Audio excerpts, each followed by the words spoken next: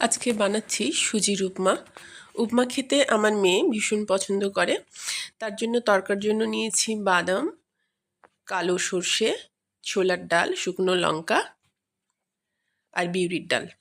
তেলের উপর বাদামটাকে আগে ভেজে নেব, কারণ বাদামটা ভাজতে একটু বেশি সময় লাগে।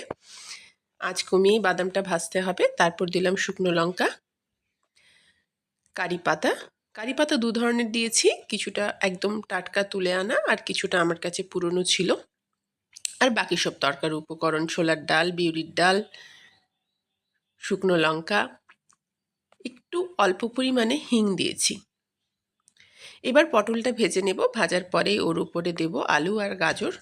সবজির মধ্যে এখানে গাজরের সাথে বিনস বা বরবটি দিলেও ভালো লাগে।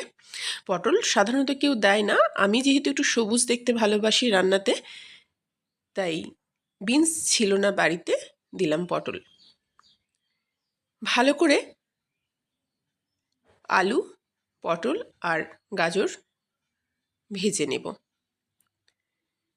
অল্প একটু নুন আগে দিয়েছিলাম, পরে আবার দেব। এবার সুজি দিয়ে ভাজতে শুরু করব। সুজিটা মোটা দানার সুজি দিয়েছি রুচির, সরু দানার সুজিও কেউ দিতে পারেন। সরু দানার সুজিটা একটু ঘেঁটে ঘেঁটে যায় বলে, বা জলের পরিমাণটা একটু বেশি ঠিক পরিমাণে দিতে হয় বলে আমি মোটা দানারটার করি। মোটা দানাটা আমাকে বেশি ভালো লাগে। ওই যে টুকরো আদাটা রেখেছিলাম, ওই আদাটা এবার এতে দিয়ে দিলাম। এবার খুব ভালো করে এটাকে ভেজে নেব।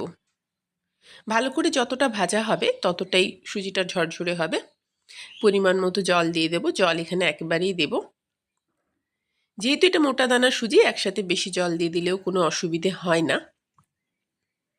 খুব ভালো করে এখানে ভেজে নিতে হবে। আমি অনেকবার ঢাকা দিয়েছি, ঢাকা খুলেছি, ওগুলো আর এখানে আমার দেখানো হয়নি।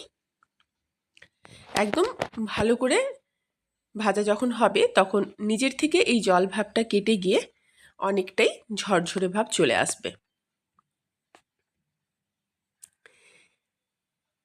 মোটা দানার সুজি একবার হলেও করে দেখো কেমন লাগে, কারণ সত্যি মোটা দানার সুজিটা খুব সুন্দর হয়।